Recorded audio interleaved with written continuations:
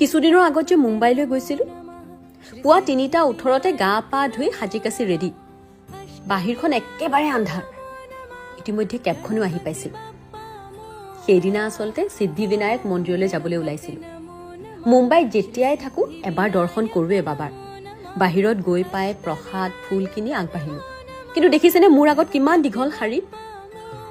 সোনকালে আহোঁতেও এই অৱস্থা। আচলতে প্ৰথম 7জন পুৰুষ আৰু মহিলা এই যে বাবাৰ সন্মুখত দেখিছে তাত থিয় হ'ব পাৰে, আৰু মোৰ পলম হোৱাৰ বাবে পিছলৈ থাকিল। শেষত সকলোৱে এনেকৈ দৰ্শন কৰিব পাৰে বাবাৰ। বাহিৰত আগতে ৰূপৰ মূৰ্তি এটাও আছিলে, মানে নিগনি। কাণত বোলে আপোনাৰ যি মনৰ কামনা কৈ যাব পাৰে, আৰু সেইটো ফলিয়াই। এইবাৰ কিয় জানো দেখা নাপালোঁ।